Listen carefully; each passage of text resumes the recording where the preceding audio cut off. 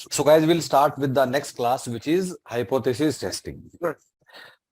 See, hypothesis testing stats का सबसे important topic है and जनता को इसमें confusion भी काफी रहता है, ठीक है? So generally हम लोग क्या करते हैं, whenever we see hypothesis testing, so we start with what is process of hypothesis testing, कैसे हम उसको करते हैं, and we start doing those numericals.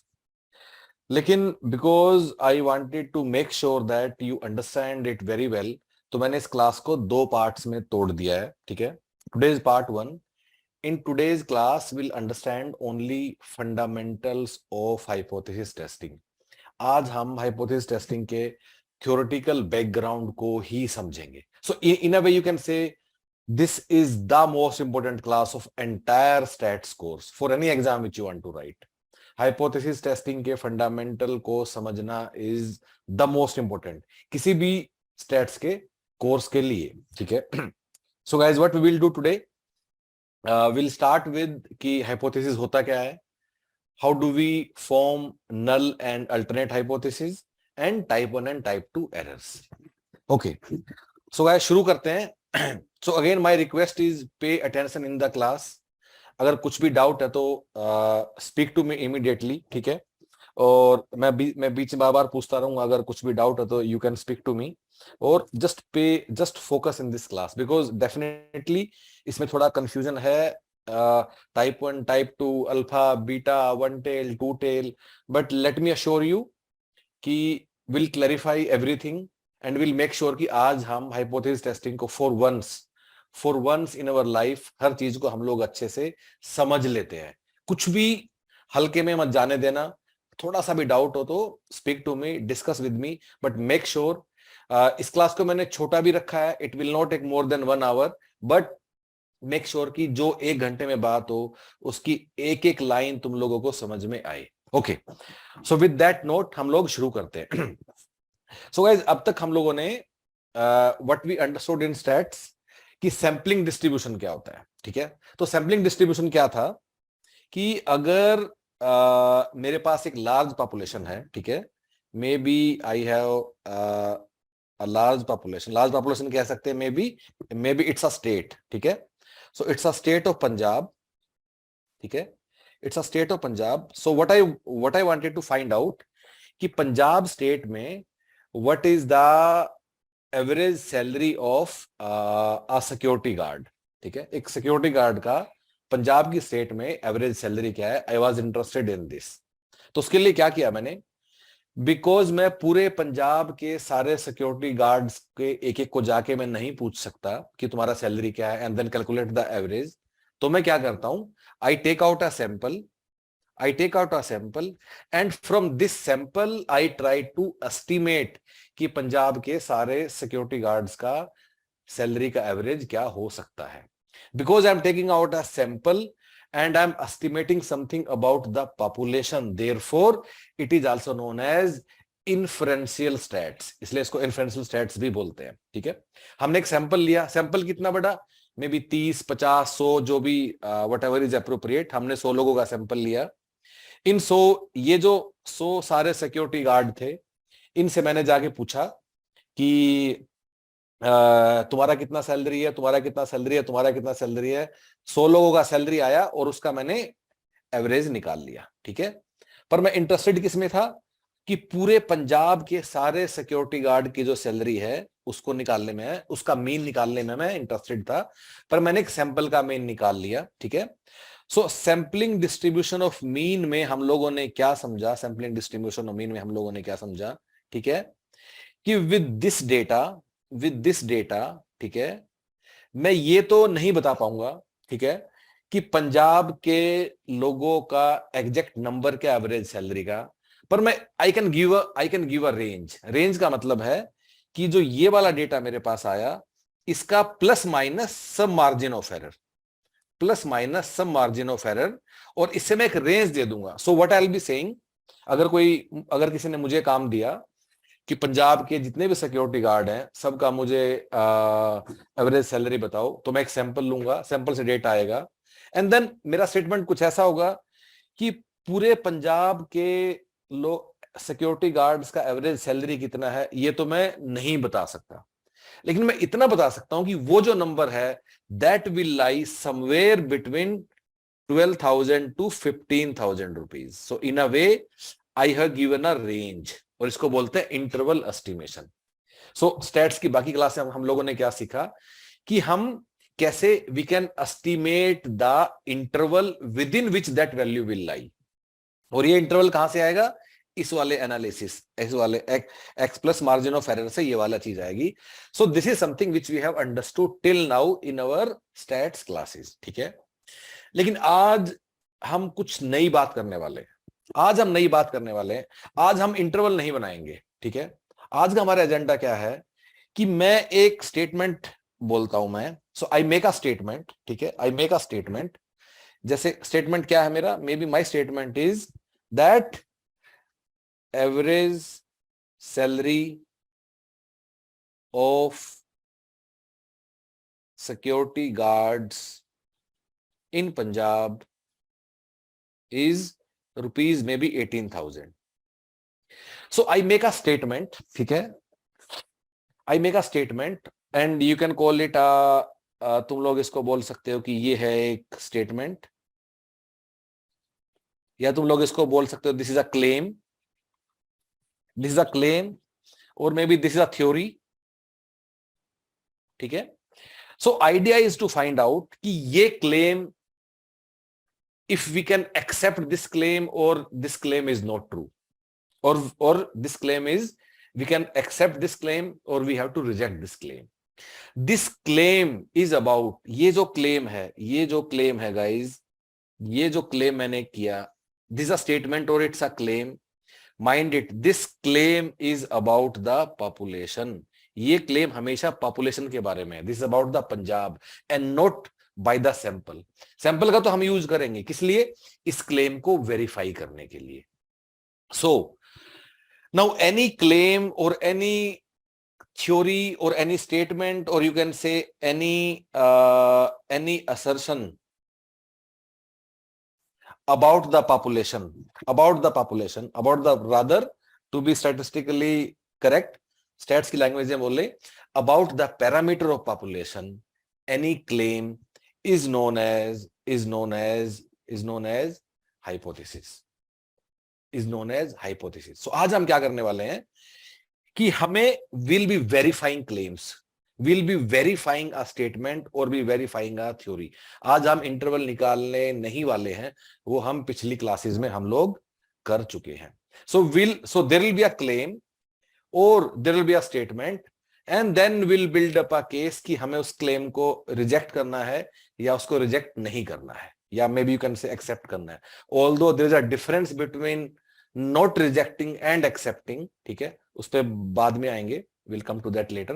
But for now simpler रखते हैं कि ये स्टेटमेंट सच्चा है या झूठा है, हमें ये वेरीफाई करना है. This is what we understand और this is what we learn in the hypothesis testing. So याद क्या रखना, it's a claim about population parameter. Okay, so guys, any doubt till now? किसी को अभी तक कुछ भी पूछना है, स्पीक अप, कम ऑन. अभी तक किसी को कुछ भी पूछना है?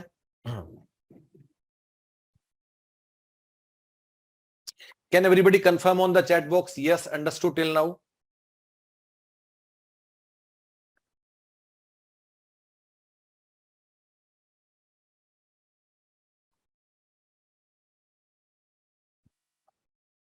ओके, ठीक है, आगे बढ़ते हैं. ठीक है, सो गाइज हाइपोथेसिस टेस्टिंग में हम लोग क्या करते हैं, there are two hypotheses. One is null hypothesis and another one is alternate hypothesis. So जो हमारा null hypothesis है उसको हम रिप्रेजेंट करते हैं हमेशा H0 से, और जो अल्टरनेट हाइपोथेसिस है उसको हम कई बार करते हैं H1 से और कई बार उसको HA से भी करते हैं. That is same thing. कुछ बुक्स में H1 लिखा होगा या कुछ बुक्स में HA लिखा होगा. ठीक है, so H0 is our null hypothesis, null hypothesis. ठीक है, और H1 या HA जो बुक्स में लिखा है that is our alternate hypothesis. ठीक है। सो गाइज अब नल हाइपोथेसिस क्या है? नल हाइपोथेसिस क्या है? So guys null hypothesis is the current state, और you can say which is the current belief, and I tell you with example इसका क्या मतलब है। So this is a current state और करंट बिलीफ, और this is a before any change what ever is the theoretical position of anything. ठीक है। और you can say this is a default status, this is a default status unless proven otherwise. So ये आज के दिन ये है, जैसे कि अगर okay will come to examples, अभी छोड़ो उस बात को, आई कम टू एग्जांपल समझाने के लिए कि दोनों में क्या फर्क है। ठीक है। So null hypothesis a current state और डिफॉल्ट स्टेट। ठीक है। And what is alternate hypothesis? Alternate hypothesis is what has to be proved. So current status and what has to be proved मतलब what is changing or what has to be proved. So the burden of proof. So burden of proof is known as alternate hypothesis. Alternate hypothesis का एक दूसरा नाम भी है, कई बार it is also written as research hypothesis.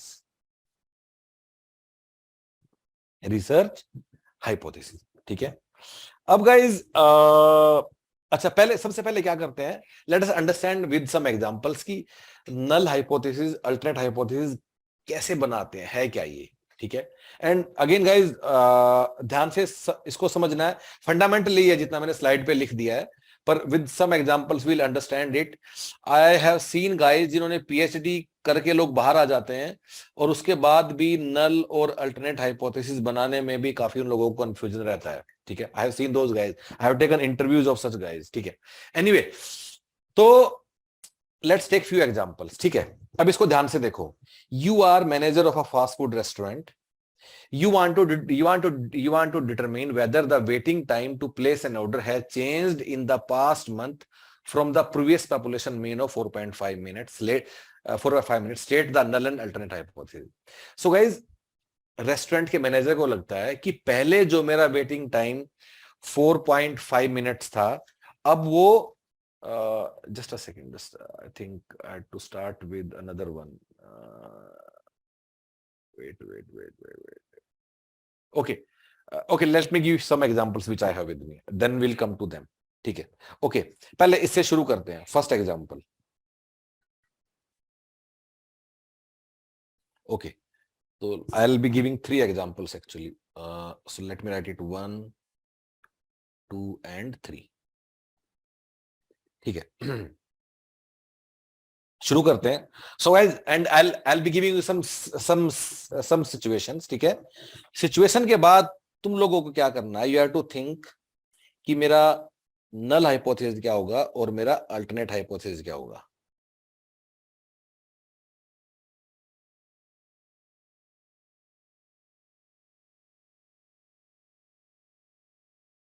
ठीक है। So let me give you few situations. ठीक है, शुरू करते हैं।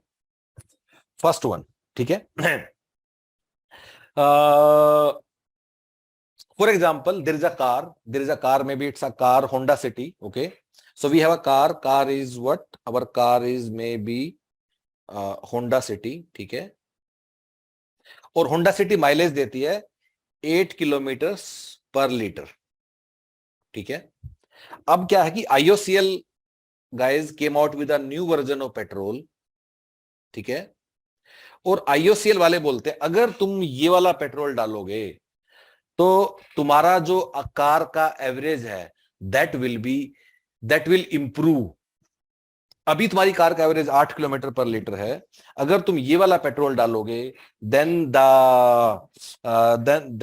The mileage of your car will improve.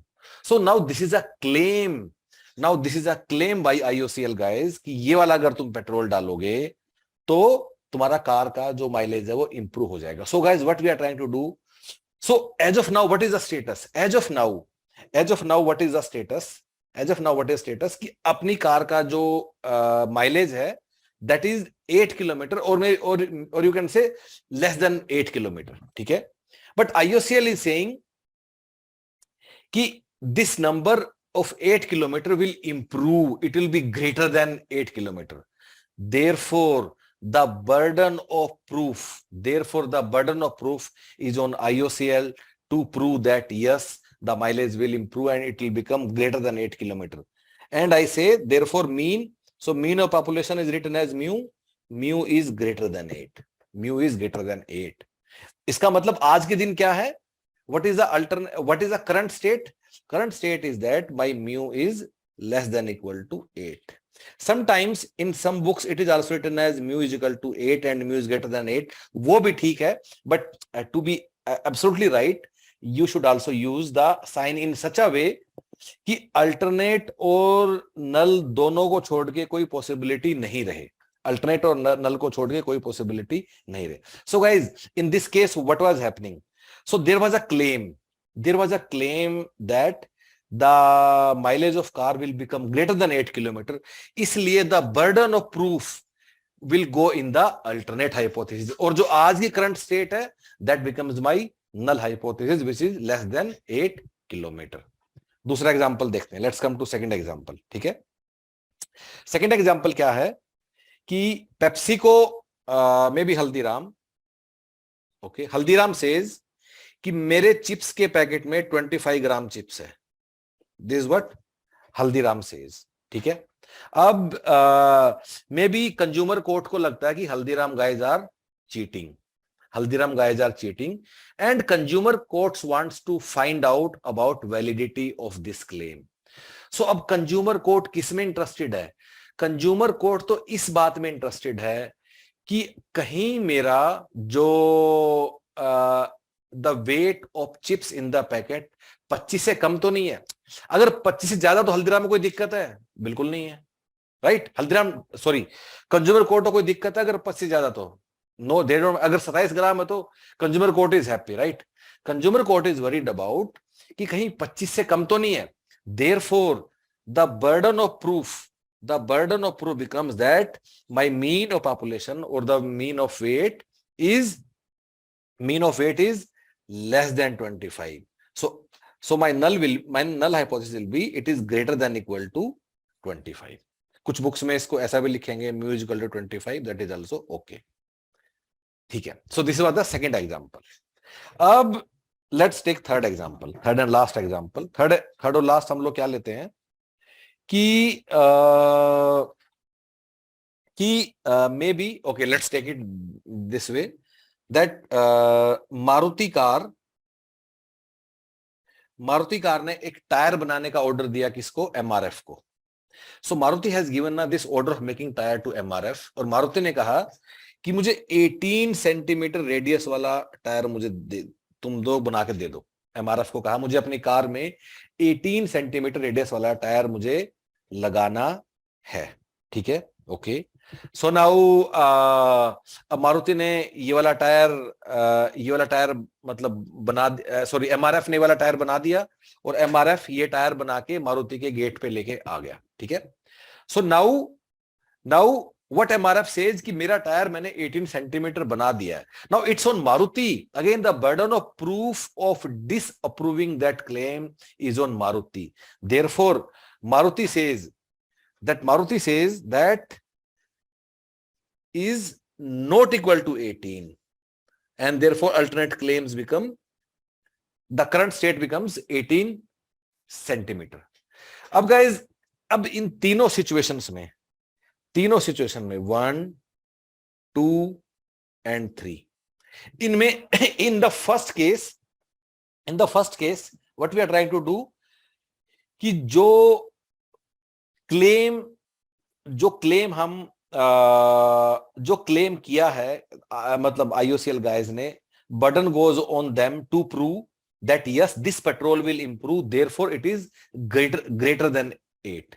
In the second case, consumer court is worried about कि कहीं 25 से कम तो नहीं है. So in first case it is greater than 8. In the second case, consumer court को सिर्फ इतना मतलब है कि 25 से कम तो नहीं है, क्योंकि पैकेट पे 25 लिखा हुआ है, 26 से तो मुझे कोई मतलब नहीं है. Therefore what Haldiram is interested in, less than 25। लेकिन मारुति कार में एक अलग सिचुएशन है, मारुति को 18 सेंटीमीटर है तो 18 ही चाहिए। मारुति को 19 सेंटीमीटर टायर भी नहीं चलेगा और 17 सेंटीमीटर टायर भी नहीं चलेगा। Therefore in case of Maruti what we have written, it is not equal to 18, it can be either way, ज्यादा भी कम भी हो सकता है, ज्यादा भी कम भी हो सकता है, मुझे वो नहीं चाहिए, मुझे तो 18 सेंटीमीटर का ही टायर चाहिए, and therefore this is equal to 18। Now guys, जो सिचुएशन जो अपना फर्स्ट और सेकंड सिचुएशन है, जो अपना फर्स्ट और सेकंड सिचुएशन है, we call them one tail test, और जो थर्ड सिचुएशन है this is known as two tail test. Two tail test का मतलब क्या है कि मुझे उससे कम उससे ज्यादा दोनों में ही मुझे प्रॉब्लम है, उससे कम या उससे ज्यादा मुझे दोनों ही प्रॉब्लम है, therefore one tail two tail, one tail two tail. ठीक है, okay. So guys, any doubt till now? अभी तक किसी को कुछ पूछना है अबाउट दीज थ्री सिनेरियोज, कि हाइपोथेसिस हमें फॉर्मुलेट कैसे करने हैं? Any doubt? Just write on the chat box, किसी को कुछ भी पूछना है तो अभी तक। कम ऑन गाइस, बोलो, any doubt till now?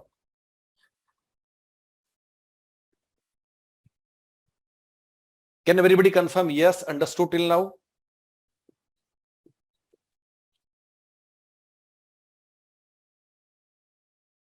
Okay,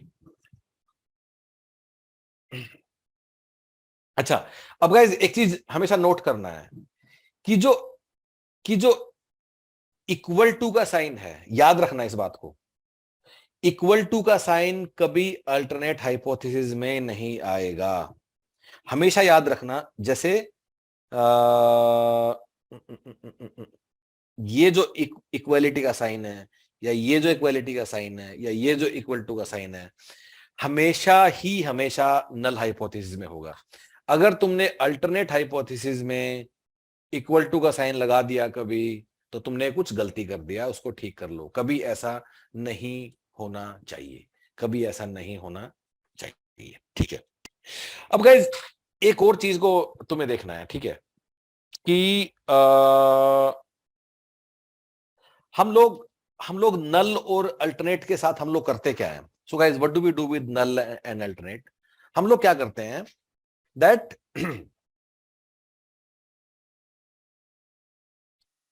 जो हमारा नल हाइपोथेसिस है, ठीक है, सो जो हमारा नल हाइपोथेसिस है, ठीक है, हम उसको या तो रिजेक्ट करते हैं या फिर भी डू नॉट रिजेक्ट इट। सो कई बार ऐसा भी लिखा होता है कि वी सिलेक्ट नल हाइपोथेसिस, अब उससे बाद में आऊंगा मैं थोड़ी देर में, उसका क्या मतलब है, but for now null hypothesis को या तो हम रिजेक्ट करते हैं या फिर we do not reject it. We do not say कि नल हाइपोथेसिस को हम सिलेक्ट करते हैं।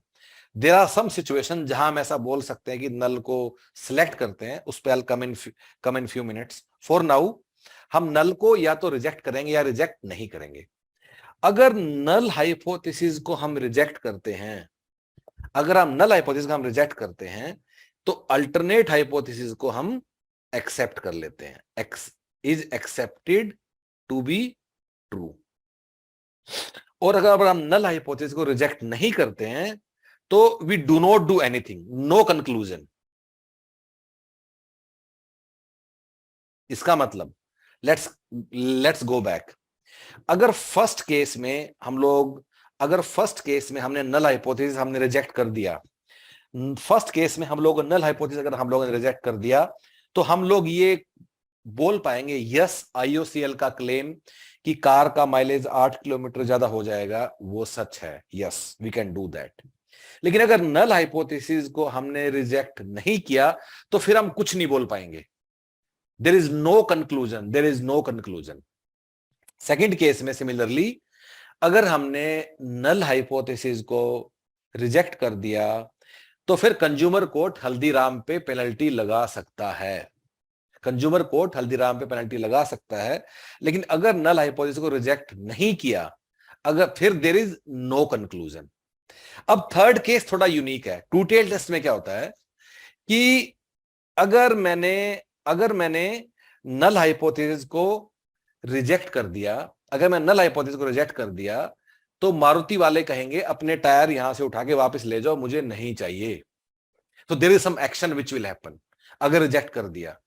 और अगर रिजेक्ट नहीं किया, if Maruti guys do not reject null hypothesis, फिर वो क्या करेंगे? They will accept the tyres. So in case of two tail test, there is action both in rejecting the null hypothesis, also in not rejecting null hypothesis. On the other hand, in case of one tail test, अगर हम hypothesis को reject नहीं करते हैं, सो there is no action. अब guys, जब हम लोग नल और अल्टरनेट हाइपोथेसिस को फॉर्मुलेट करते हैं, तो हमें इस बात का भी ध्यान रखना है कि हम फॉर्मुलेट इस तरह करें दैट नल हाइपोथेसिस के रिजेक्शन पे there is some action which is to be happening, and that is where burden of proof is, right? That is where that is a claim which we are trying to verify. So हमेशा ऐसे भी याद रखना है कि अगर नल hypothesis और alternate hypothesis को फॉर्मुलेट किया, तो नल हाइपोथेसिस को अगर हम लोगों ने रिजेक्ट कर दिया, this should lead to some action, जो भी हम करने की कोशिश कर रहे हैं, whether we are trying to verifying a claim और whether we are trying to take action against Haldiram या जो भी है। सो नल हाइपोथेसिस को रिजेक्ट करने पे there should be some action. So null और अल्टरनेट को फॉर्मुलेट ही इस तरह करना है कि अगर नल को हमने रिजेक्ट किया, तो there should be some sort of action which has to be taken. There should be some sort of action which has to be taken. Again, because I want कि तुम लोग इसको अच्छे से समझो, सो दो तीन एग्जांपल और मेरे पास है। You are manager of a fast food restaurant, you want to find out कि वेटिंग टाइम हमने इंप्रूव, पहले वेटिंग टाइम फास्ट फूड पे 4.5 मिनट था, अभी इंप्रूव हुआ या नहीं हुआ। Again guys, very simple, alternate. So usually हम लोग क्या करते हैं गाइज, यूजुअली, ऑल्दो ऐसा कुछ प्रैक्टिस नहीं है, बट यूजुअली याद रखना, हम लोग अल्टरनेट हाइपोथेसिस पहले लिखते हैं, नल को हम बाद में लिखते हैं, ठीक है। सो प्रूव क्या करने की कोशिश कर रहे हैं कि मेरा जो वेटिंग टाइम है वो 4.5 मिनट से बेटर हो गया है, so mu is greater than 4.5, और फिर बाकी जो बचेगा, this becomes my null and alternate hypothesis. Similarly आगे वाला देखते हैं। Manager of a company is considering a new bonus plan design to increase the sales volume. Currently, the mean sale volume is 14 lakh per month. The manager wants to conduct a research to find out whether new bonus plan will increase the sales. ठीक है। सो अभी 14 लाख रुपए की cell है। Manager को यह देखना है कि क्या बोनस देने से सेल पे कुछ इंपैक्ट हुआ, या बोनस से कुछ उसका कुछ फायदा हुआ या नहीं हुआ। Again claim is to again the claim is to find out again the claim is to find out कि वो बेटर हुआ, कि सेल में इंक्रीज हुआ या नहीं हुआ। सो H0 HA, इसका मतलब in this case my sale has greater than 14 and it is less than equal to 14। Third one, because of a high production change over time and cost, the director of a manufacturing firm must convince management that a proposed manufacturing method will reduce the cost. ठीक है, अभी cost कितना है? 220 rupees है per hour, कुछ करने से हमारा cost better हो जाएगा। So now burden of proof is on that manager की ठीक है better हो जाएगा, therefore whatever is to be proved I am writing that in my alternate hypothesis. So पहले मैं हमेशा alternate hypothesis लिख रहा हूँ guys, याद रखना। So the rate will the production cost will become better, it will become less than 220, therefore it is greater than equal to 220। ठीक है। नाउ गाइस, अब जैसे पहले वाला है ये, ठीक है। अब पहले वाले में in fact I want to make a correction, यहां लिखा कि वेटिंग टाइम में कुछ चेंज हुआ नहीं हुआ। अब चेंज तो पॉजिटिव भी हो सकता है, नेगेटिव भी हो सकता है, right. So how I read this question कि वो बेटर हुआ 4 से। अगर क्वेश्चन पूछता कि वो बेटर हुआ 4.5 से, तब मैं ये वाला ऐसे लिखता। लेकिन अगर क्वेश्चन है कि क्या वो चेंज हुआ, चेंज का मतलब क्या है? कम भी हो सकता है या ज्यादा भी हो सकता है। So in this case my alternate hypothesis and my null hypothesis should be alternate, हाँ चेंज हो गया है, एंड नल विल बी कोई चेंज नहीं हुआ, बस करंट स्टेट ही है। This how null and hypothesis are, null and alternate are written. So guys मैंने 6 या 7 एग्जांपल लेके तुम लोगों को बता दिया है कि नल और अल्टरनेट हाइपोथेसिस लिखते हुए तुम्हारे दिमाग में क्या आना चाहिए। Any doubt please speak up, anybody in the class. I think Shelja is saying something. Yeah, Shelja, I have unmuted you. Please speak up. Sir ये वाले क्वेश्चन में डाउट है कि वेटिंग टाइम इम्प्रूव करना है, तो ये जो अल्टरनेट है वो ग्रेटर देन 4.5 कैसे है? बिकॉज द सी, अभी स्टेट क्या है, अभी स्टेट है कि 4.5 है या उससे कम है, ठीक है, मीन टाइम। हमें उसको इंप्रूव करना है। So the burden of proof, जो देखो जो चेंज हुआ है, जो चेंज हुआ या जो इंप्रूव हुआ है, या जो that always goes into the alternate hypothesis. हर एक सवाल में हम लोग क्या कर रहे हैं, अगर कोई भी एक्सपेरिमेंट है, कोई भी रिसर्च है, उसके बाद व्हाट इज बीइंग क्लेम्ड कि जो चेंज हुआ है, that goes into your alternate hypothesis. देखो अच्छा, तुम इस वाले सिचुएशन को उससे कंपेयर करो। जैसे इसने कहा कि मेरा वेटिंग टाइम चेंज हुआ है, नेक्स्ट वाले में देखो क्या हुआ। Again the thing is same कि मेरा कॉस्ट ओके, मेरा सेल्स बोनस से सेल मेरा इंप्रूव होगा तो ग्रेटर देन 14। अगले में देखो कुछ प्रोडक्शन मेथड लगाने से मेरा कॉस्ट कम हो जाएगा, सो लेस देन 220। हर एक में मैं वही चीज कर रहा हूं। If you see it, Haldiram की चिप्स में देखो क्या हो रहा है। कंज्यूमर कोर्ट ने कहा तुम्हारे पैकेट में चिप्स कम है, तो कंज्यूमर कोर्ट प्रूव करेगा, right? So consumer court will prove कि हाँ 25 से कम है, देयरफॉर लेस देन 25। अगर आईओसीएल बोलता है कि तुम्हारा कार का माइलेज इंप्रूव होगा, देयरफॉर अल्टरनेट में वो चला गया कि, तो जो भी हम प्रूव करने की कोशिश कर रहे हैं, that is where which goes into the alternate hypothesis. Okay, thank you. Anybody else? I think Somita also has a doubt. Yeah, Somita, speak up. Good evening sir. हाँ जी सोमिता Am I audible? हाँ बोलो बोलो। Sir अच्छा, ये हम लोग ये क्या बोल सकते हैं कि can we say that whatever the claim is, some restaurant or somebody, what the claim they are making, so we formulate the alternate hypothesis to initially to prove them wrong, that नहीं no, नहीं नहीं नहीं नहीं, बिल्कुल उल्टा। Alternate hypothesis में तो वो डालना है कि जो मतलब the claim which is being made.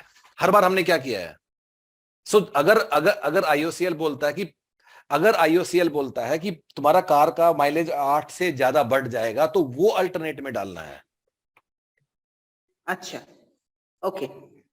So what ever is new, देखो एक यहां वर्ड देखो, मुझे यहां देखो, जब मैंने यहां लिखा है, ठीक है, यहां जो मैंने लिखा है, ये जो वर्ड्स लिखे हैं,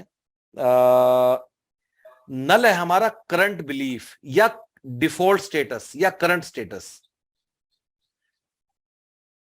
नल को तो मान के चलना है, नल को मान के ही चलना है। जैसे कि अपना जस्टिस सिस्टम क्या बोलता है कि जब भी हर आदमी इनोसेंट है unless proved by the police कि हाँ इसने चोरी किया है, करेक्ट? हाँ, बस वही है, हाँ। Same thing. अब ये प्रूव करने का जिम्मेदारी पुलिस की है या गवर्नमेंट की है कि ये चोर है, आदमी की नहीं है कि भाई मैं चोर नहीं हूं। The burden of proof is on the police की हाँ ये पुलिस प्रूव करेगी कोर्ट में जाके ये आदमी चोर है, तभी उसको सजा होगी। Okay sir, okay, got it sir, thank you. Okay, anybody else? Guys अभी भी किसी को डाउट है प्लीज पूछ लो।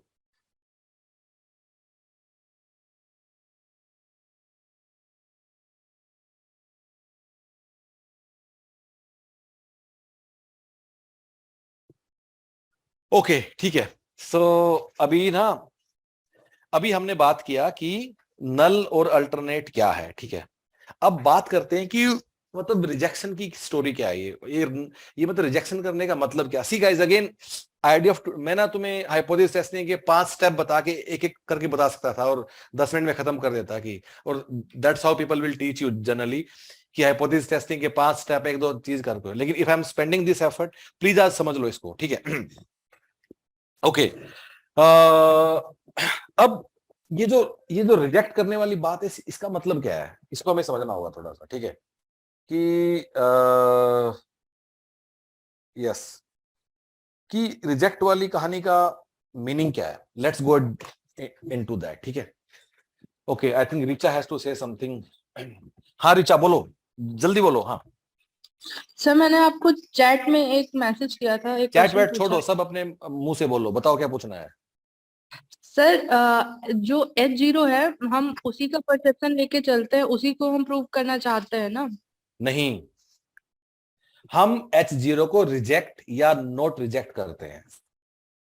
अभी मुझे एग्जांपल देने दो रिजेक्ट का एक, उसके बाद फिर 10 मिनट बाद दोबारा से अपना सवाल पूछना. ठीक है. ठीक है ओके. सर। सो गाइस, होता क्या है सुनो.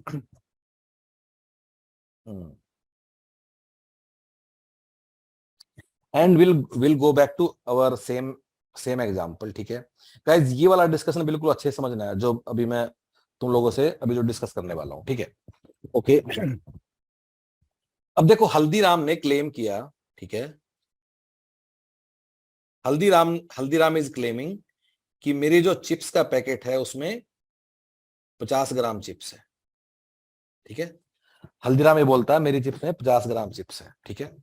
अब कंज्यूमर कोर्ट आता है. ठीक है.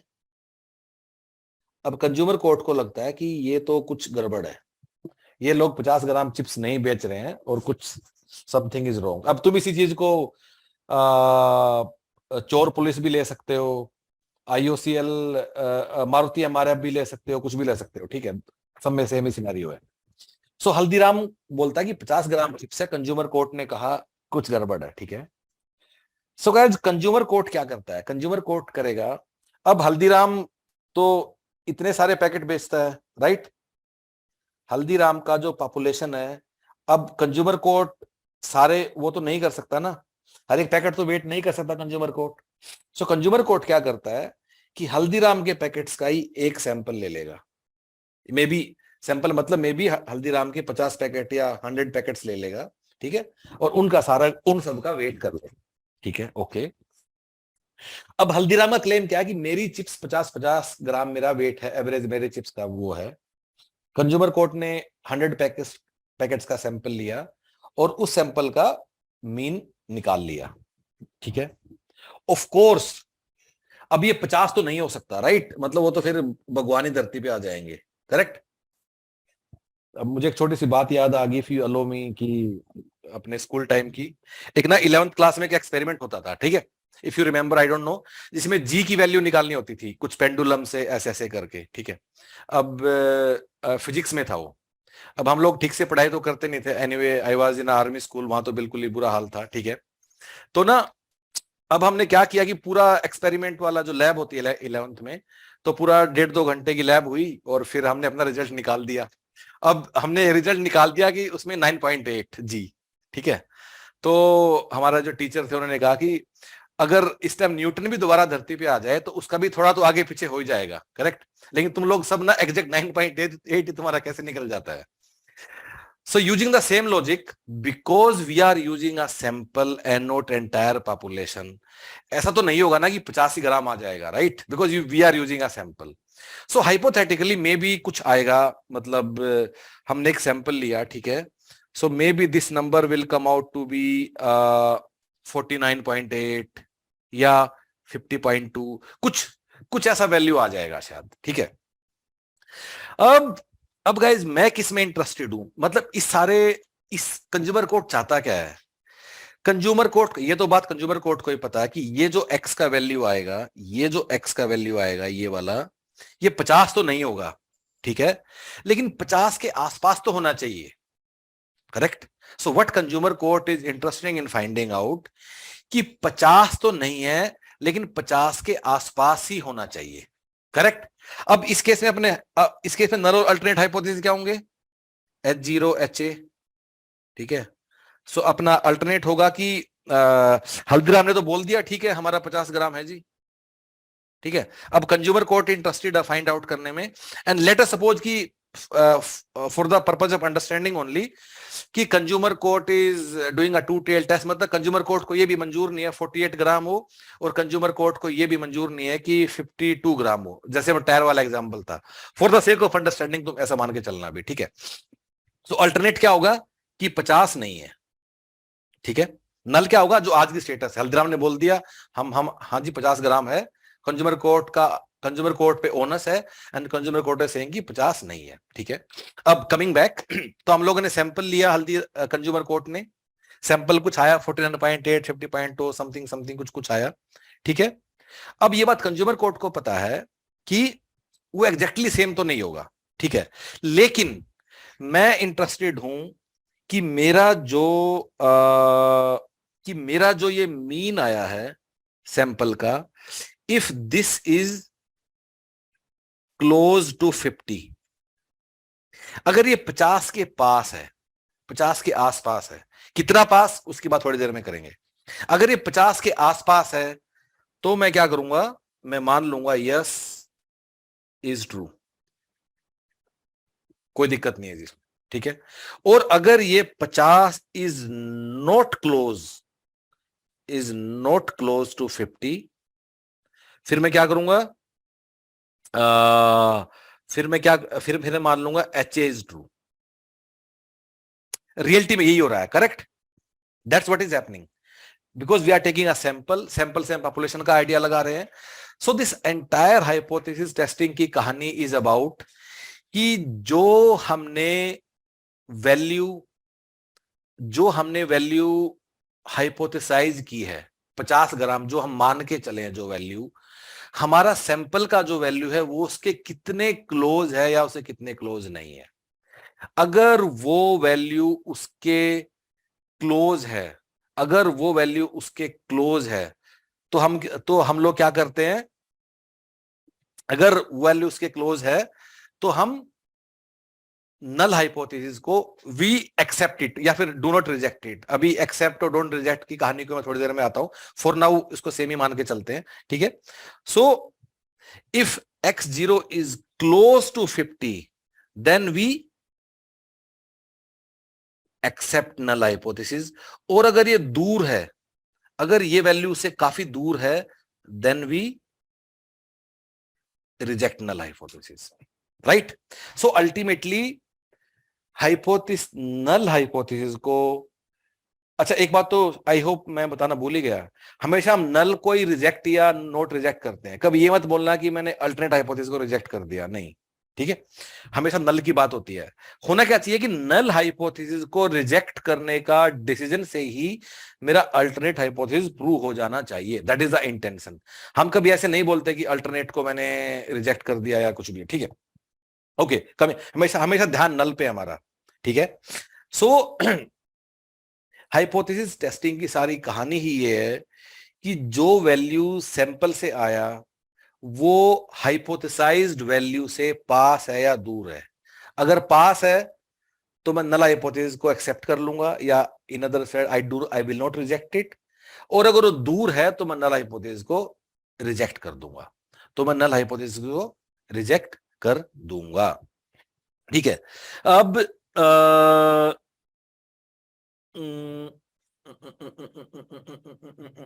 ओके, यहां तक कोई doubt? I want to stop it here for a minute कि नल की हाइपोथेसिस को रिजेक्ट करने का मतलब क्या है कि सैंपल से वैल्यू दूर है या पास है, बस यही हमारी सारी स्टोरी है, उस वैल्यू से जो वैल्यू हमने हाइपोथेसाइज की है, ठीक है। नाउ गाइस, फॉर एग्जांपल, ये ठीक है, हल्दीराम ने तो बोल दिया कि मेरा 50 ग्राम है, ठीक है। अब अगर एक क्लेम है, जैसे कोई भी क्लेम है, ठीक है, क्या कुछ भी, जैसे कि in a state of Gujarat average marriage age is for men, average marriage age for men is, I need some space, ठीक है। In a state of Gujarat average age for marriage in Gujarat is maybe 24 years, ठीक है। अब now this a statement, अब statement बोल दिया, मैंने बोल दिया, किसने बोल दिया, बिना सोचे कि क्या इसके पीछे है, ठीक है। अब इस स्टेटमेंट को प्रूव करने के लिए हम गुजरात के जितने लोग हैं, ठीक है, हमने गुजरात के लोगों का हमने एक सैंपल लिया, कुछ लोगों का, उन सबसे पूछा भाई शादी कितने साल की उम्र में हुई थी, उसका एक एवरेज निकाला, ये एवरेज आ गया, और and this average is some कुछ नंबर आया, एंड हमने देखा कि ये नंबर जो है ये इस नंबर से पास है या दूर है। यही हाइपोथेसिस टेस्टिंग कहानी है। सो जो मैंने अभी एक वर्ड यूज किया है, hypothesized, hypothesized, so this is a reference value. शायद एक्चुअली गुजरात का जो मतलब जो actual average age maybe in Gujarat is maybe 27 years, ठीक है, ये तो किसी ने स्टेटमेंट बोल दिया 24 ईयर्स है। देयरफॉर जब मैं, गाइस याद रखना इस बात को, दोबारा से हम कॉन्सेप्चुअली समझ रहे हैं चीजों को, जो मैं सैंपल का अपना मीन निकाल रहा हूं, we never compare it with actual mean, क्योंकि एक्चुअल मीन तो हमें पता ही नहीं है, राइट? अगर एक्चुअल मीन पता हो फिर तो ये कहानी खत्म, करेक्ट? हम उसको एक्चुअल मीन से कंपेयर नहीं कर रहे हैं, हम उसको हाइपोथेसाइज्ड मीन से कंपेयर कर रहे हैं। हाइपोथेसाइज मतलब जो क्लेम, जो स्टेटमेंट जो किसी ने बोल दिया है या जो क्लेम किसी ने अज्यूम किया, we are checking with that number. Actual का तो हमें पता ही नहीं है, बिकॉज हमारे पास टाइम ही नहीं है किसी भी डेटा में ये पता करने का कि सारे पॉपुलेशन में कितना है, correct? We never know that. Okay, can everybody confirm कि why I am writing the word hypothesized and not actual population mean? Is that okay? Come on, guys. Can everybody confirm on the chat box? Yes, understood this thing.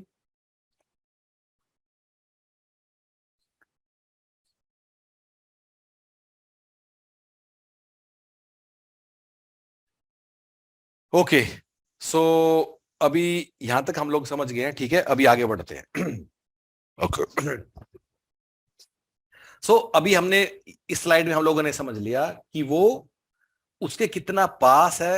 I think somebody has a doubt, let us speak to that person. Shashi के, या speak up, Shashi के, बोलो। ये जो हाँ, digit पास और दूर का डेफिनेशन है, तो ये तो किसी के हिसाब से कुछ ज्यादा हो सकता है, कम हो सकता है, आएंगे तो शशि के, ऐसे ऐसे हल्के में नहीं छोड़ेंगे, चिंता मत करो। ये तुम्हें समझाने के लिए लिखा है, पास दूर पे भी आएंगे अभी, ठीक है? ओके, ठीक है। ओके, सो गाइज अभी के लिए पास और दूर याद रखना है कि पास है या दूर है, ठीक है? और पास दूर किससे? हाइपोथेसाइज्ड वैल्यू से, हाइपोथेसाइज्ड वैल्यू से, ठीक है? ओके, आगे बढ़ते हैं अभी। तो अगर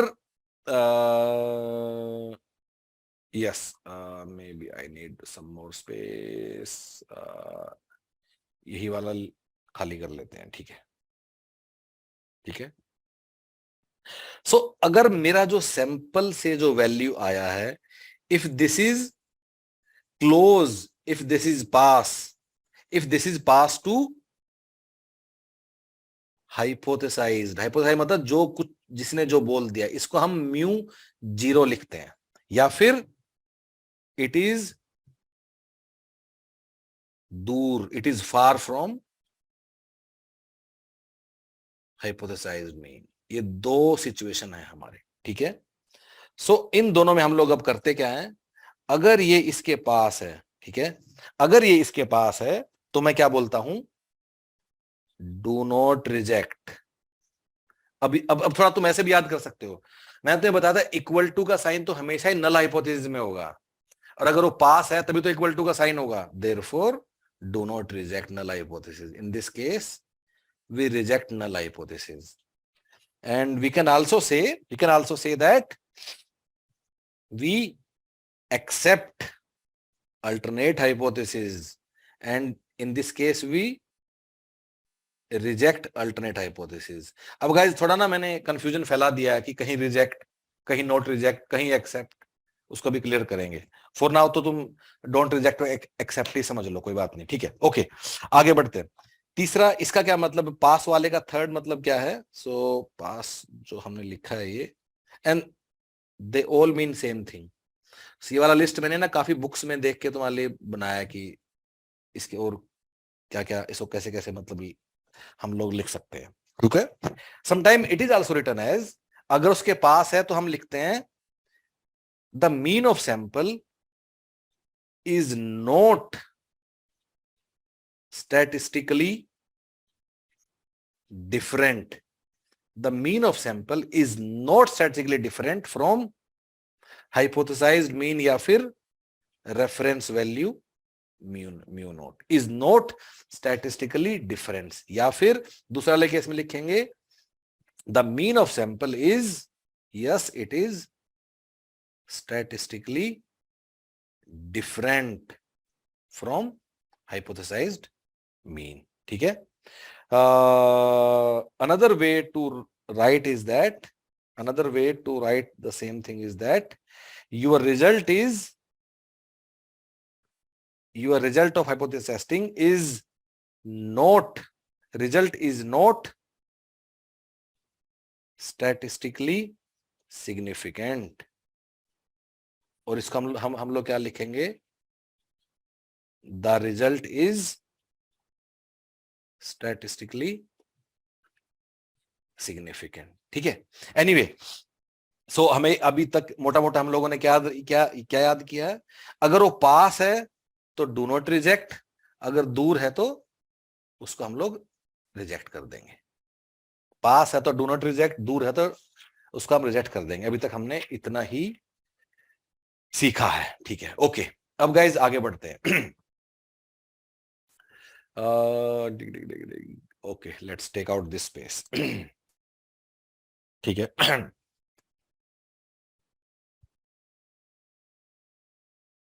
अब आते हम लोग इंपोर्टेंट सवाल पे कि पास और दूर का फैसला कैसे होगा.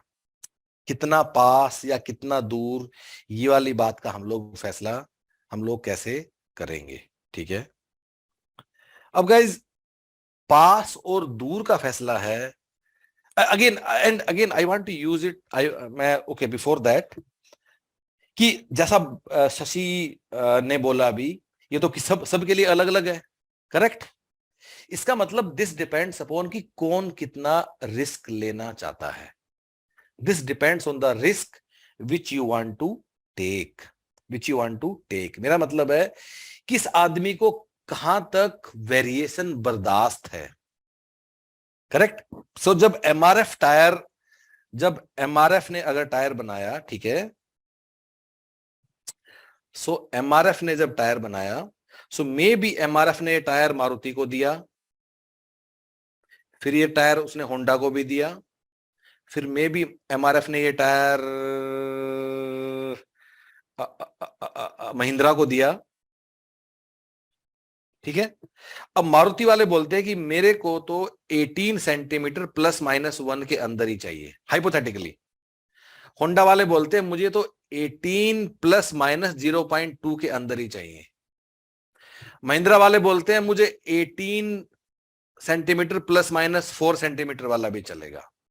देयरफॉर ये जो पास और दूर का डिसीजन इज डिपेंडेंट अपॉन कि कौन कितना रिस्क लेना चाहता है. Risk with the variability, the risk with the variability. कौन, no sorry, variability is not appropriate word. ठीक है. सो दिस डिपेंड्स अपॉन कि कौन कितना उसको रिस्क लेना चाहता है. ठीक है. अब हम लोगों ने जो सैंपलिंग डिस्ट्रीब्यूशन ऑफ मीन या सैंपलिंग डिस्ट्रीब्यूशन ऑफ प्रोपोर्शन में हम लोगों ने जो क्लासेस की हैं, ठीक है, तो उसमें हम लोगों ने क्या, उसमें हम लोगों ने एक बात, I don't know, so is there anybody in this class जिसने हाइपोथेसिस, जिसने सैंपलिंग डिस्ट्रीब्यूशन की क्लास नहीं लगाई है? Because I'll spend one more minute, otherwise I'll move on. कोई है इस क्लास में? I want to use something from that class. Anybody in this? Just write on the chat box कि you haven't attended that class. है कोई? Just write I haven't attended. ऐसा लिखो जल्दी चैट बॉक्स में.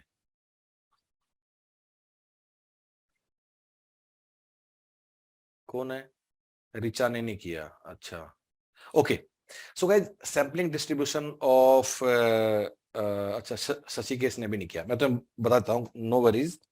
सो गाइज होता क्या है कि जैसे कि मेरा पूरा पंजाब का पूरा पॉपुलेशन था, ठीक है, और मुझे सिक्योरिटी गार्ड की सैलरी मुझे निकालनी थी. सो मैंने क्या किया, मैंने एक सैंपल लिया 50 लोगों का, ठीक है, और फिर मैंने इससे कुछ मेरा सिक्योरिटी गार्ड की सैलरी कुछ वैल्यू आ गया, ठीक है। फिर मैंने एक और कोई 50 रैंडम लोग ले लिए, मे बी ये 50 ले लिए, कुछ रिपीट भी हो गए इसमें से, x2, फिर एक और सैंपल ले लिया x3। तो इस तरह 50 लोगों के जितने भी सैंपल बन सकते थे, which will be how much, अगर पूरा पंजाब के सिक्योरिटी गार्ड की पॉपुलेशन कैपिटल N है, अगर मेरे सैंपल का साइज छोटा n है, तो कितने हमारे बनेंगे, थोड़ा प्रोबेबिलिटी का ज्ञान लगाना है, NCN। तो अगर मैं इन सारे जितने भी सैंपल बन सकते हैं, अगर मैं उन सैंपल का मीन का वैल्यू का प्रोबेबिलिटी डिस्ट्रीब्यूशन में रखता हूं, so that look something like this, ठीक है, that look something like this, अगर वो जितने भी वो वाले सैंपल होंगे, ठीक है। इनफैक्ट इस प्रोबेबिलिटी डिस्ट्रीब्यूशन का जो मीन होगा, इसका जो मीन होगा, this value which is the most frequently occurring value. So guys, ये probability distribution क्या है कि अगर मेरा x1 यहां आएगा, मे बी मेरा x3 यहां आएगा, मे बी मेरा x2 यहां आएगा, तो सारी मेरी x की वैल्यू ऐसे कहीं कहीं आ जाएंगी, ठीक है। Because the most occurring value is this point, therefore इस सैम्पलिंग डिस्ट्रीब्यूशन का जो मीन होगा, that will be nothing but that will be equal to the mean of population. इस जो population का mean है उसके ये बराबर होगा. This is what we learned in the class of sampling distribution of mean. ठीक है, ओके तो अगर सैम्पलिंग डिस्ट्रीब्यूशन ऑफ मीन हमारा ऐसे है, ठीक है, अब वापस आते हैं हल्दीराम वाले, जो हम आज की क्लास में हाइपोथेसिस टेस्टिंग पे वापस आते हैं हम लोग, ठीक है। हमने कोई एक सैंपल लिया 50 का कुछ पैकेट्स का सैंपल लिया as a consumer code from Haldiram packets, ठीक है। इसका मतलब वो जो वैल्यू आएगी हमारी वो कहां होगी, वो यहां कहीं होगी, राइट। वो वैल्यू यहां इन्हीं में से कहीं कहीं लाई करे, कहीं भी हो सकती है, राइट, डिपेंडिंग अपॉन हमने कैसा सैंपल लिया है, करेक्ट। अब गाइस जो इसका मतलब सारी वैल्यूज इसका हो गया। जो मेरा हाइपोथेसाइज्ड मीन कहां है, वो मेरा ये है। जो मेरा हाइपोथेसाइज्ड मीन का है वो मेरा ये वाला वैल्यू है। इसका मतलब मेरी जो मैं रिस्क की बात कर रहा हूं, दैट इज नथिंग बट मैं हाइपोथेसाइज्ड वैल्यू से कितना दूर जाने को तैयार हूं। सो मे बी मारुति वालों ने क्या कहा कि तुम जो वैल्यू निकालोगे अपने सैंपल से, अगर वो इससे इतना दूर जाती है तो मैं ओके हूं, बस इतना प्लस माइनस जाती है। So this is what Maruti said. On the other hand may be what Mahindra said कि अगर इस वैल्यू से जो भी तुम्हारा वैल्यू आएगा, अगर तुम इतना दूर जाते हो, इतना ये वाला, then that is okay with me, ठीक है। सो गाइज अब इन सारी वैल्यूज में तुम जितना अपने हाइपोथेसाइज्ड मीन से दूर जाने को तैयार हो, that will define the risk. And therefore अब हम इसको असली बात पे आते हैं। देयरफॉर तुम जो रीजन डिसाइड करोगे, उस रीजन से कितना प्लस और कितना माइनस, तुम जो रीजन डिसाइड करोगे, ये जैसे तुम्हारा रीजन हुआ, ठीक है। So this becomes your region of accepting null hypothesis. और जो बाकी रीजन बचा, जिसको मैं भी शेड करने वाला हूं, जो बाकी रीजन बचा, that becomes your region of rejecting null hypothesis, क्योंकि ये दूर है। अब याद आया जब मैंने कहा दूर का मतलब क्या है? दूर का मतलब है कि नल को हम रिजेक्ट कर देंगे। ये देख लो,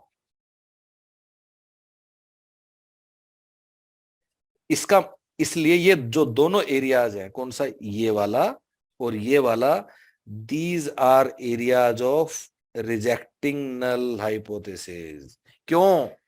क्योंकि जो हमने सैंपल से जो वैल्यू निकाला मीन का, उसने यहां कहीं लाई किया वो, बिकॉज जो दूर था। गाइस बार बार मैं दूर और पास बोल रहा हूं, क्योंकि दूर था। therefore this becomes your area of rejecting null hypothesis. And what is area of accepting null hypothesis या फिर do not reject null hypothesis? इस वाले एरिया में हम null hypothesis को रिजेक्ट नहीं करेंगे। नाउ गाइज कैन यू, अच्छा बिफोर आई से एनीथिंग, अब किसी कुछ भी पूछना तो just speak up right now.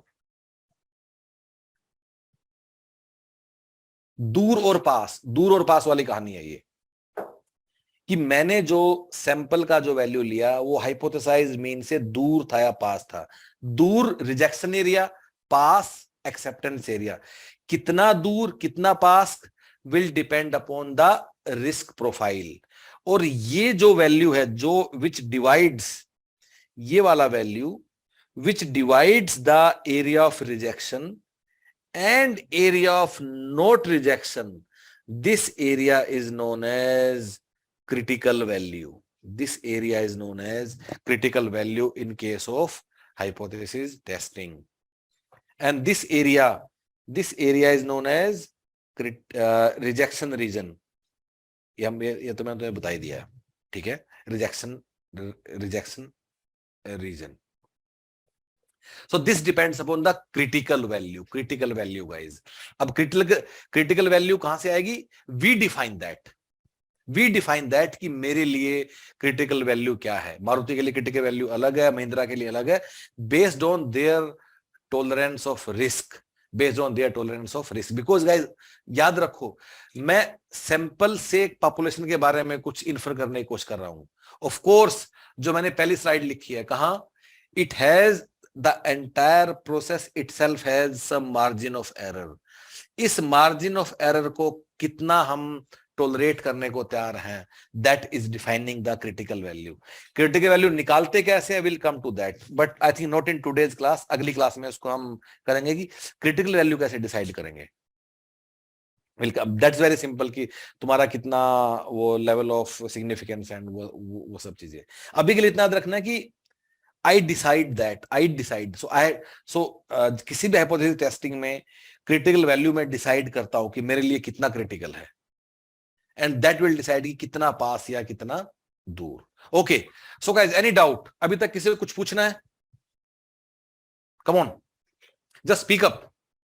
कुछ भी डाउट है थोड़ा सा भी?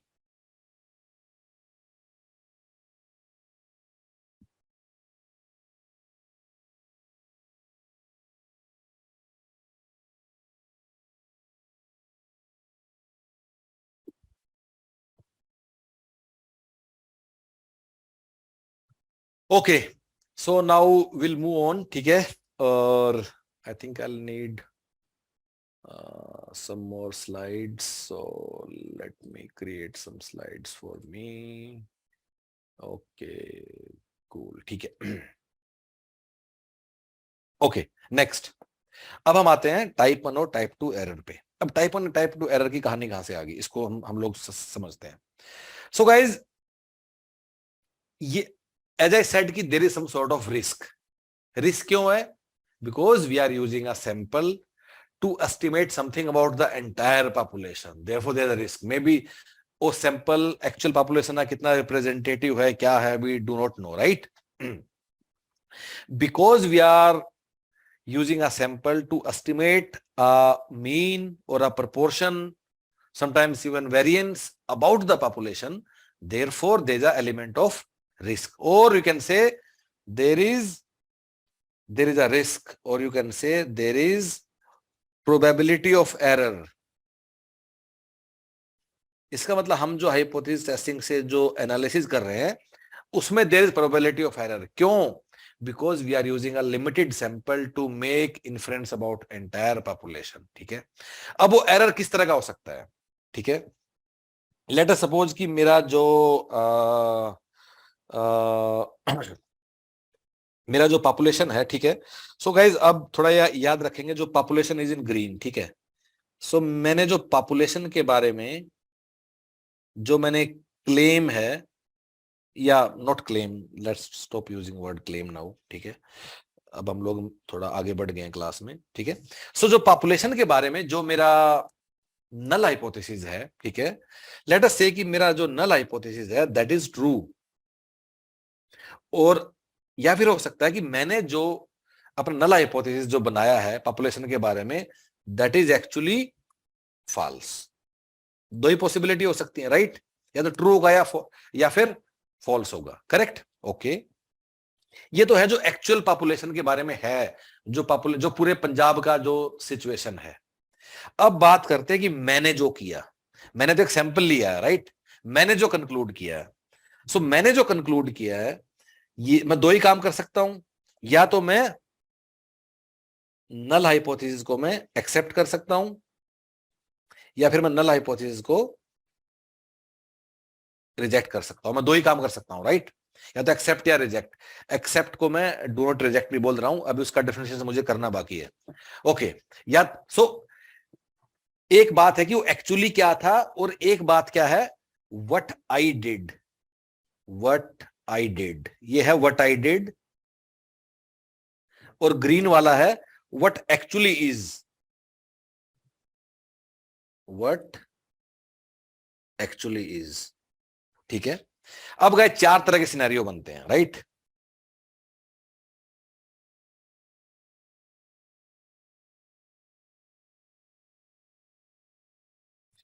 चार सिनेरियो। पहला सिनेरियो क्या है कि पॉपुलेशन के बारे में जो क्लेम था वो ट्रू था, और मैंने क्या किया, मैंने भी उसको एक्सेप्ट कर लिया। बहुत ही बढ़िया। देयरफॉर ये तो हमें चाहिए ही था, correct. Therefore yes, very nice. दूसरा क्या हो सकता है कि वो फॉल्स था जो स्टेटमेंट था, और मैंने भी उसको फॉल्स से डिक्लेयर किया, मैंने उसको रिजेक्ट कर दिया। ये भी बहुत ही बढ़िया बात है, किसी को कोई दिक्कत नहीं होनी चाहिए, अब तक कोई एरर नहीं हुआ। अब एरर कब हो सकता है कि पॉपुलेशन के बारे में जो वो स्टेटमेंट था, दैट जो नल हाइपोथेसिस था, दैट वाज ट्रू। पॉपुलेशन बारे में दैट वाज ट्रू, लेकिन मैंने उसे अपना एनालिसिस के गलती में मैंने उसे रिजेक्ट कर दिया। क्यों कर दिया reject? Because there is a probability of error.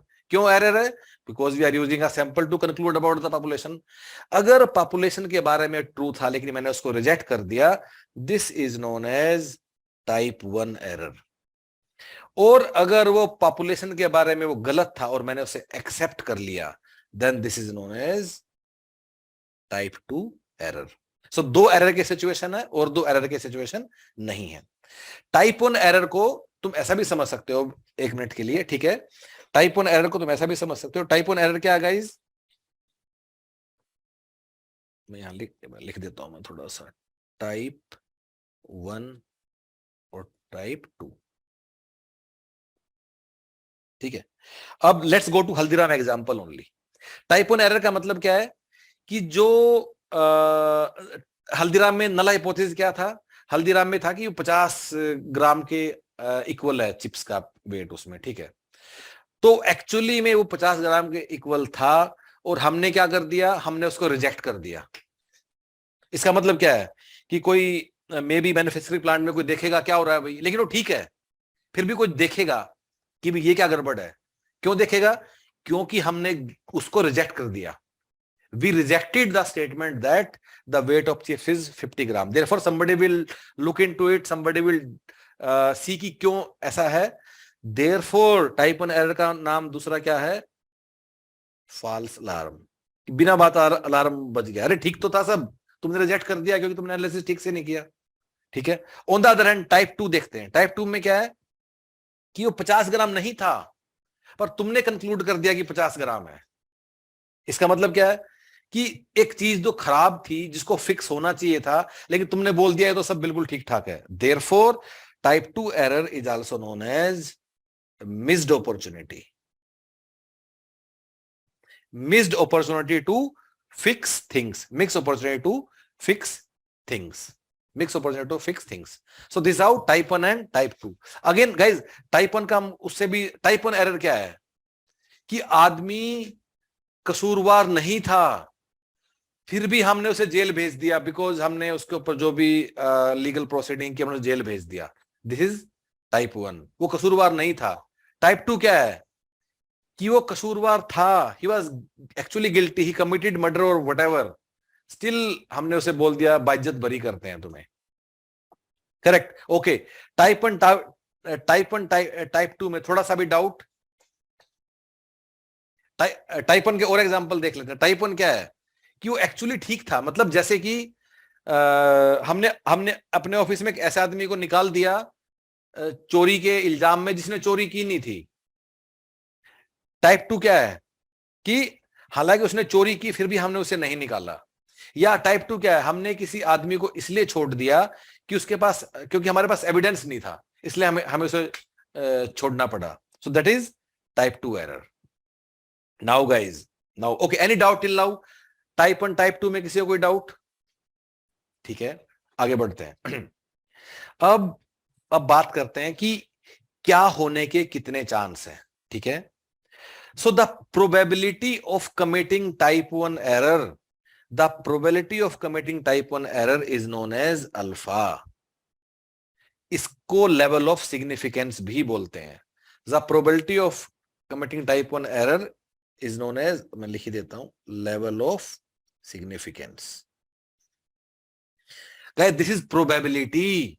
The probability of committing type 1 error, the probability of committing type 1 error is known as alpha, which is level of significance. Now, अगर alpha type 1 error को commit करने की probability है, then what is probability कि वो true था और हमने उसे एक्सेप्ट कर लिया? 1 minus alpha, correct? And therefore 1 minus alpha, therefore 1 minus alpha is known as confidence coefficient. Okay, similarly the probability of committing type 2 error is known as beta. The probability of committing type 2 error is known as beta, and 1 minus beta is known as power of test. 1 minus beta is known as power of test. अब जो ये वाले colour में मैंने लिखा, these are probabilities. These are probabilities जो मैंने इस वाले कलर में जो हमने लिखा है. Therefore guys, therefore alpha is a probability of what? कि that was actually true, null hypothesis was true, but we rejected it. What is confidence coefficient? 1 minus alpha, कि that was true and we accepted it. What is beta? That null hypothesis was false, but we accepted it. What was power of test, or which is 1 minus beta, कि that was actually false and we also declared it to be false and therefore we rejected. So these four are probabilities. These four are probabilities of these four scenarios. These four are probabilities of these four scenarios. अब guys ध्यान से देखो, level of significance क्या है? कि वो true था लेकिन हम उसे रिजेक्ट कर दें. Level of significance is what? कि वो ट्रू था फिर भी हम उसको रिजेक्ट कर दें, हम उसको रिजेक्ट कर दें. अब again now this depends upon what, कि what is cost of rejection, what is what is the cost of doing that. हम इस प्रोबेबिलिटी को कैसे कंट्रोल करेंगे? कि फॉर समबडी कि कोई ये चाहता है कि मैं टाइप 1 एरर करने क्या 5% चांस ले सकता हूं. So for somebody alpha might be 0.0, alpha might be 0.05. कोई ये बोलता नहीं, for me the cost of committing a type 1 error is very high. Because cost is high, therefore he want to commit a alpha of 0.01 only. Therefore, this is how we decide that depending upon what is cost of committing that error, कि मुझे कितना alpha रखना है और मुझे कितना level of significance रखना है. ओके, अच्छा, अब एक बड़ी मजेदार बात है, ठीक है, कि अल्फा, अब जो अल्फा बीटा की प्रोबेबिलिटी या टाइप 1 टाइप 2 एरर का भी एक रिलेशन है, and I want you to understand it in real time. ठीक है, सो गाइस टाइप 1 एरर क्या है? कि एक निर्दोष आदमी को जेल नहीं हो जाए. करेक्ट? फॉर एग्जांपल हम ऐसा चाहते हैं कि निर्दोष को जेल तो हो ही नहीं बिल्कुल भी. तो उस केस में हम अपने ऐसे कोर्ट के प्रोसीजर, हम अपने ऐसे चीजें बना लें कि कोई भी हल्का सा, कोई निर्दोष को तो कभी जेल हो ही नहीं सकती. सो इसका एक इफेक्ट होगा. क्या होगा? कि क्योंकि हमने अपने इतने स्ट्रिक्ट हमने क्राइटेरिया बना लिए हैं कि कोई मतलब बिना बात कोई किसको जेल हो ही नहीं, उस केस में क्या होगा कि कुछ ऐसे लोग भी बच जाएंगे कि जो एक्चुअली हु आर गिल्टी। क्यों? क्योंकि हमने अपने प्रोसीजर अपने ऐसे बना लिए हैं कि we want to minimize the alpha, we want to minimize the type 1 error. तो जैसे ही हम टाइप 1 एरर की प्रोबेबिलिटी कम करेंगे, ऐसे ही टाइप 2 की प्रोबेबिलिटी बढ़ जाएगी। This is how type 1 and type 2 are inversely related. अगर हमें इस बात को बिल्कुल ऐसा इंश्योर करना कि कोई भी बेकसूर नहीं फंसे, तो इसका मतलब हमने अपने इस तरह सिस्टम बना लिया, उसमें क्या होगा, कुछ ऐसे लोग भी निकल जाएंगे कि जो एक्चुअली कसूरवार थे। Why? Because we are minimizing our alpha. Therefore जैसे जैसे अल्फा हम कम होता जाएगा, वैसे वैसे बीटा हमारा बढ़ता चला जाएगा। जैसे जैसे अल्फा कम होगा, वैसे हमारा बीटा बढ़ता चला। So this is how alpha and beta are inversely related. Alpha बढ़ेगा तो बीटा कम हो जाएगा, बीटा बढ़ेगा तो अल्फा कम हो जाएगा। Any doubt guys on this? अब तुम्हारे सामने जो स्लाइड पे इसके बारे में किसी को थोड़ा सा भी डाउट है तो प्लीज स्पीक अप।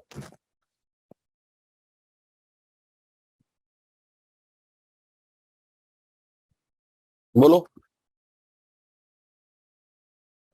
इसका मतलब जो हाइपोथेसिस टेस्टिंग का, अब हम असली बात पे आए जिसको मैं पिछले 1.5 घंटे से डेफर कर रहा हूं, ये सिलेक्ट और नोट रिजेक्ट की कहानी क्या है। कहीं तुम्हें दिखाई देगा कि सिलेक्ट हो गया, कहीं डोंट रिजेक्ट हो गया। So what is the factual position on this? ठीक है। सो गाइज हम लोग यूजुअली क्या करते हैं, we do not control beta.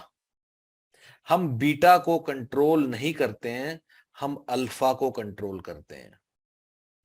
Because we do not control beta, therefore we do not write कि H1 को एक्सेप्ट किया, हम बोल देते हैं कि हम इसको H1 को we do not reject it।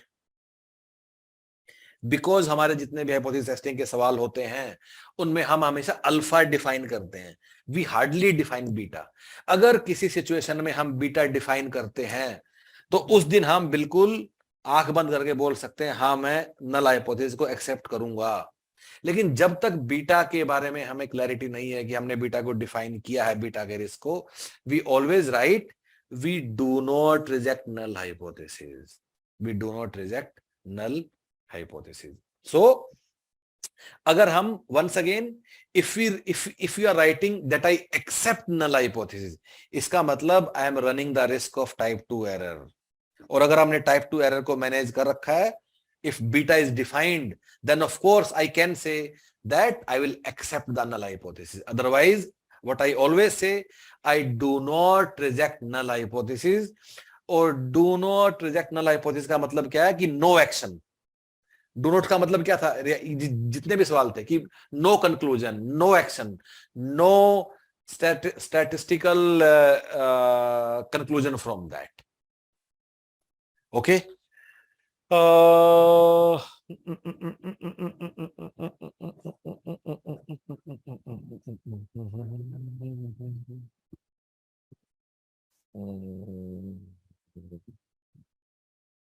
Okay, I think that's all. Nothing more from my side. So let us look at few questions और उसके बाद हम क्या करेंगे? Yes. Okay. And of course you're free, कुछ भी पूछना है तो we can discuss that. Let's look at few questions now. In a hypothesis testing, alpha is 0.05, beta is 0.10. So what is power of test? Power of test is 1 minus beta. Therefore, 1 minus 0.10 will be 0.90. Correct answer is B. Okay. In a hypothesis testing, a researcher may commit type 2 error in which condition? So guys, type 2 error क्या था? Type 2 error वो था कि null hypothesis was actually wrong, but we accepted it. Null hypothesis was actually wrong, but we accepted it. Therefore, we have accepted a false null hypothesis. Correct answer is C. Okay. आगे बढ़ते हैं. Next one. If a hypothesis is statistically significant, guys go back to this table, इसलिए मैंने तुम्हारे लिए table बनाया था ये. Let's go back.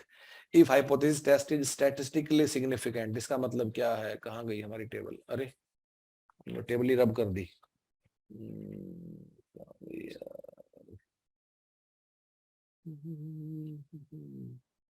सिग्निफिकेंट का मतलब क्या था? दूर या पास? गाइस कम ऑन, सिग्निफिकेंट का मतलब क्या था? दूर या पास? On the chat box, come on. Significant का मतलब क्या? Test is statistically significant, what was meaning of that?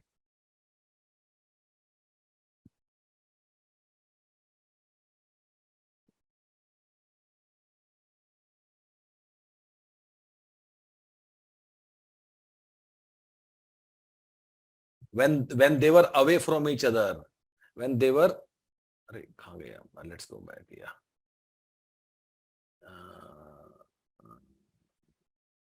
Okay, I think this is another way of saying it. ठीक है. So guys, again थोड़ा सा एक बात और which I missed actually. I should have told you. ठीक है. हम क्या कर रहे हैं? सैंपल के मीन को और हाइपोथेसिस मीन को हम लोग कंपेयर कर रहे हैं. ठीक है. Let me tell you this way. Okay.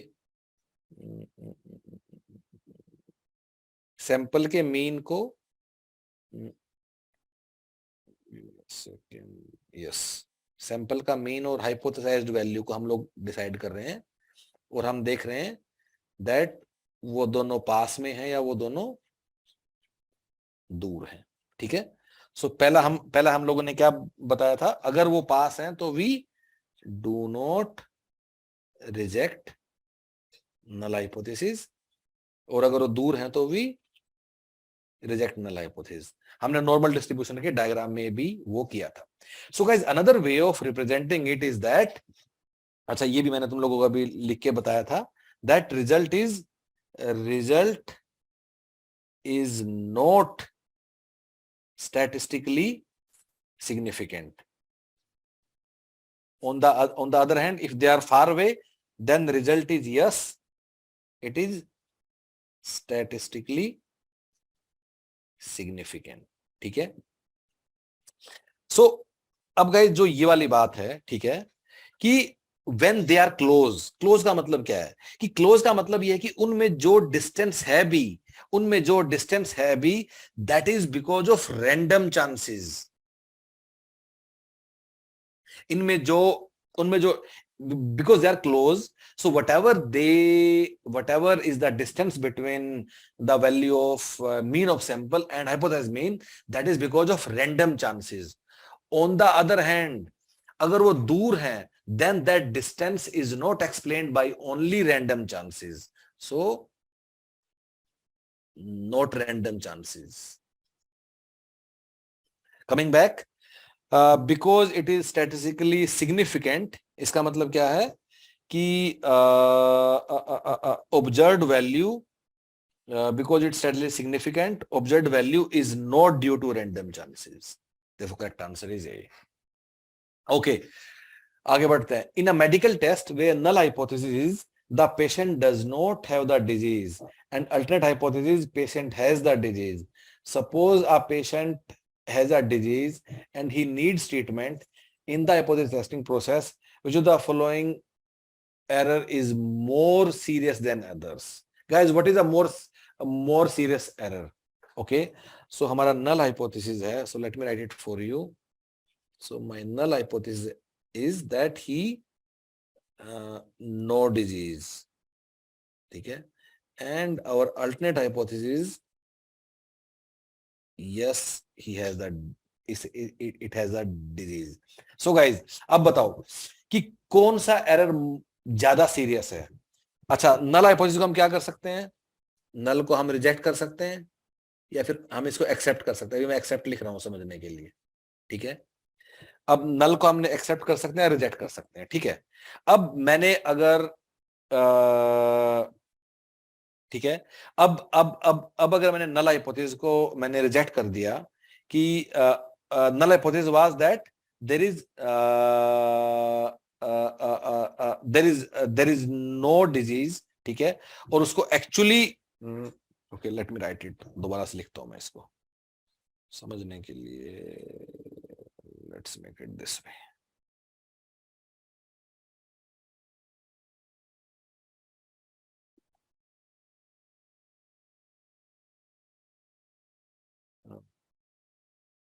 What patient actually has, ठीक है. और यहां again same colour, what I concluded, ठीक है. अब नल हाइपोथेसिस क्या था हमारा, दैट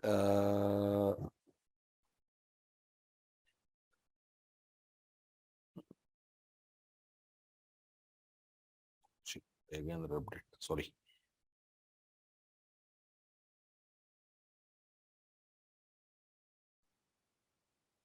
ओके ये है हमारा एक्चुअल सिचुएशन.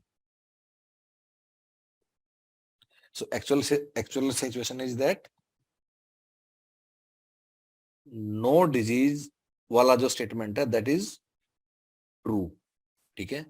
या फिर जो नो डिजीज वाला स्टेटमेंट है दैट इज फॉल्स. हम लोगों ने क्या किया है, हम लोगों ने व्हाट वी कंक्लूडेड, ठीक है, दैट नो डिजीज वाला स्टेटमेंट है that is we accepted it. या फिर जो नो डिजीज वाला स्टेटमेंट है वी रिजेक्टेड इट, ठीक है. अगर ट्रू था एक्सेप्ट कर लिया, हमें इसमें तो कोई late me right in the same colour जो हम लोगों ने किया था, ठीक है. इसमें तो कोई दिक्कत है ही नहीं, इसमें भी हमें कोई दिक्कत नहीं है. एरर कौन से हैं, टाइप 1 और टाइप 2 एरर. अब बताओ, सी गाइस, अब तुम्हें समझ में आएगा. अगर डिजीज उसको नहीं थी, ठीक है, उसको डिजीज नहीं थी और हमने क्या किया, हमने उसको नो डिजीज वाले स्टेटमेंट को हमने रिजेक्ट कर दिया. मतलब हमने क्या प्रूव कर दिया कि उसको डिजीज है, उसको डिजीज नहीं थी और हमने क्या बोल दिया, डिजीज है. So this is type 1. दूसरा क्या है कि उसको no disease was a false statement, मतलब ही एक्चुअली हैज द डिजीज, ठीक है, और हमने क्या कर दिया कि डिजीज नहीं है. अब इन दो सिनेरियो में रियल लाइफ में कौन सा ज्यादा सीरियस है, टाइप 1 या type 2 in this case guys, come on, type 1 या टाइप 2 इन दो सिचुएशन में. ऑफ कोर्स टाइप 2, क्योंकि अगर वो डिजीज नहीं है, हमने उसको कंक्लूड कर दिया कि डिजीज है, तो ठीक है, आज टेस्ट होगा, कल टेस्ट होगा, तो पकड़ा ही जाएगा वो, करेक्ट, वो पकड़ा कि हाँ डिजीज नहीं है. लेकिन अगर उसको डिजीज है और हमने कंक्लूड कर दिया कि डिजीज नहीं है, तो क्या होगा, घर चला जाएगा वो, राइट, उसका इलाज ही नहीं होगा. Therefore type 2 error is more serious in this scenario. Okay, I hope guys अब कोई भी टाइप 1 टाइप 2 का, तो मैं से अपना एक 2x2 मैट्रिक्स बना के यू कैन फिगर आउट कि कैसे उसको देखना है. जो the following statement about testing hypothesis always true. When null is rejected at this significance level, it is always rejected 1%. When null is at 1%, it is always rejected 5% level of significance. When null is not 1. So guys the correct answer is B.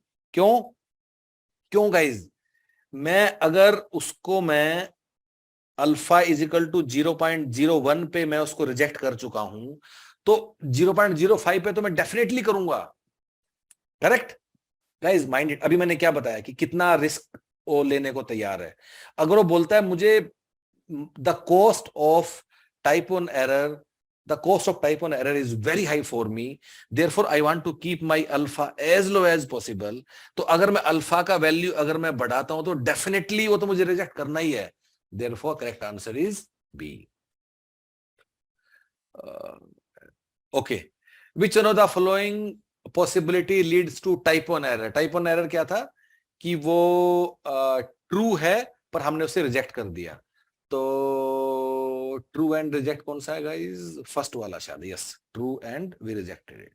Correct answer is first one. Again I think this is a repeat question. Okay, in a statistical hypothesis testing, the null hypothesis states that there is difference between population parameter and sample. Of course not. null में हम क्या करते हैं, null में हम लोग क्या करते हैं, that my mu is equal to hypothesized mean. और alternate में हम लोग क्या करते हैं, mu is not equal to. Therefore, first statement is wrong. In a two-tail test, hypothesis testing is non-directional. Yes. So two-tail is non-directional. Therefore, statement 1 is false. Statement 2 is true. And correct answer is D. Yes. And hypothesis test is being performed for a process for which type 1 error cost will be very high. Okay. अगर type 1 error का cost very high, तो सबसे पहला मैं काम क्या करूंगा? I'll make my alpha to be as low as possible.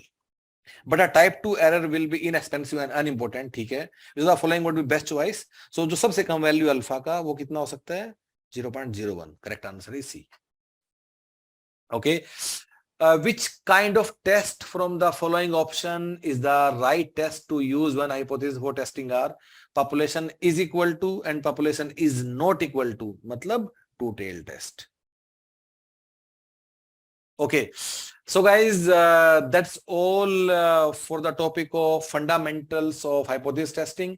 In the next class, we'll start with the process of hypothesis testing कि उसको करते कैसे हैं. And again you will learn more in that class कि जहां तुम actually सवाल करोगे, देखोगे 1% पे क्या होता है, 5 पे क्या होता है, critical value कैसे निकालती है, और फिर critical value से the area of rejection और area of non-rejection कैसे बनता है, and then how do we make a decision. Okay, so guys, any doubt till now?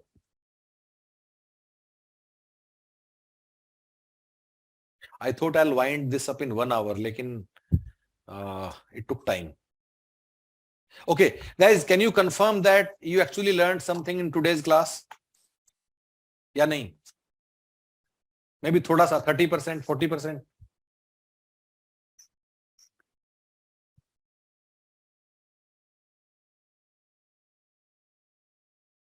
Okay, cool. ठीक है बिंदिया. Okay, and thank you so much, guys. Thank you so much. Bye bye. Good night.